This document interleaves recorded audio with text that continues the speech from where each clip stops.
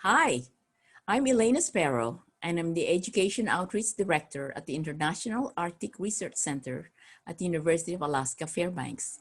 I'm also the lead of the NASA project Arctic and Earth STEM Integrating Globe and NASA. We want you to be engaged in our frost tube protocol.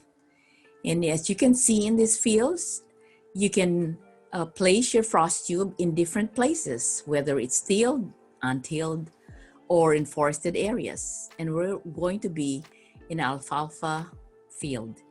And we are at the Fairbanks Experiment Farm. This is Christy speaking. Here we see Dr. Kenji Yoshikawa, who will show us how to make and install a frost tube.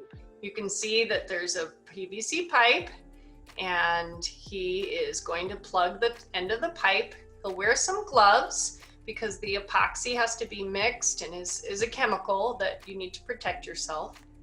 So you can see that he is mixing it very well. And then he's got this plug. Okay, good morning. My name is Kenji Yoshikawa. I'm professor at the University of Alaska Fairbanks. So I tried to show you about how to install the frost tube. We're just pounding for the metal stick. There are weather shelter right here, and it's important to know your local area. And you can have a choice of different land cover and fields for installing your frost tube, depending on where you are. So once I hit the ground, then we put the PVC pipe. Pipe need a bottom with the closed like this.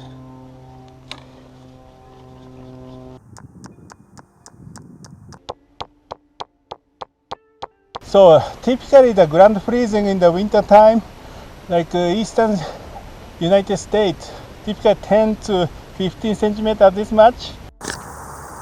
Okay, so once I put in the PVC pipe, we need to put in the clear tube for looking at the frost tube itself. Depending on where you are at, the depth of frost tube that you install would be deep or shallow. Educators and students should know their area. Local cities and towns have codes for how deep to install the pipes. This is based on historical frost depth data. Then we need to shield both sides for no leaking. And gas burner is great, but you can use even no windy day. So this is the depth of the height of the PVC pipe. We just marked on this. Marked for the ground surface point in 0. Then start from here, we measure the frost depths.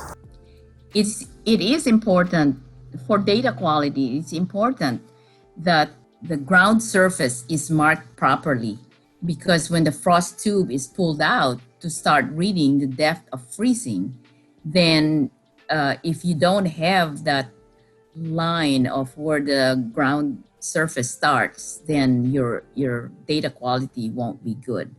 And so this is Kenji marking the surface and then the increments. Okay, let's summarize. We have installed the frost tube today. Depth of the frost tube now we know because we marked from here. And depth of freezing, depth of the tube is 102 centimeters.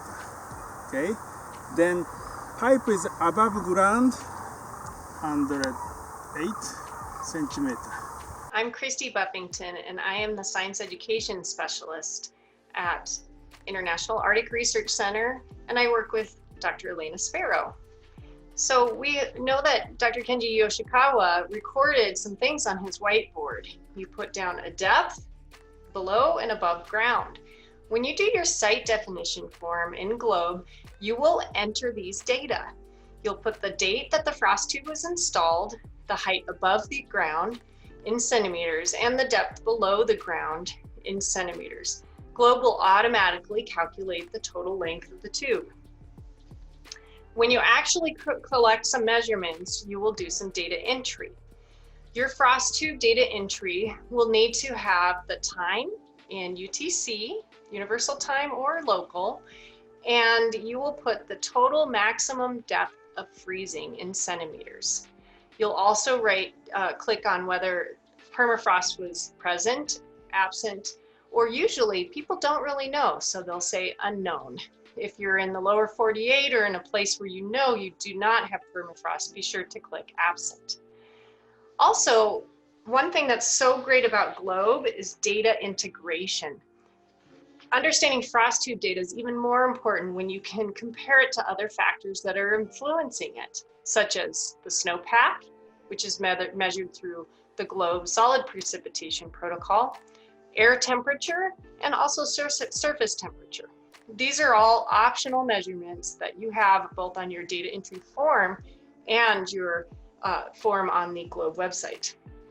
So now that you have data, what do you do with it? You can analyze that data by first seeing what last year's International Virtual Science Symposium student Chelsea Huckbody did. She actually took on 4 different research questions for her investigation, and one of them was to explore the difference between a forested site and the farm site that you saw in the footage in the video today. She saw, you can see this figure on the right, that frost depth, froze down below the ground surface at about the same rate in both the farm and the forested site, although the farm didn't have as deep of freezing. So she collected data herself, but she also entered Dr. Kenji Yoshikawa's historical data from 2007 to 2011, hundreds and hundreds of data points that if you live in a place where you're not going to be able to install a frost tube, no worries. You can actually analyze Alaska frost tube data over several years. I'd like to introduce one of our collaborators, Dr. Elizabeth Borowkowski, Assistant Research Professor at University of New Hampshire at the Earth Systems Research Center. So what protocols were we bundling? Well, of course, soil frost. This is actually a picture of our soil frost tubes. New Hampshire, our soil frost is not as deep, so our tube is only about 1 meter long. We have about a 1/2 meter that sticks above the ground and the other half goes below the ground.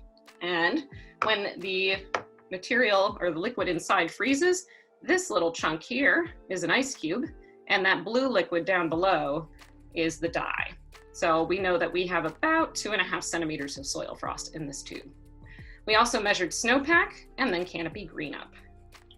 So with soil frost depth, our students helped install the tubes. This was happening after all the leaves fell. So we did this in about November here. And then we also had them do daily to weekly measurements until the soil was completely thawed. We encourage you to join us for the Frost Tube campaign and get e-training on the GLOBE website. And we welcome the participation of students in the International Virtual Science Symposium, especially frost tube projects wherever the soils seasonally freeze. Thank you so much.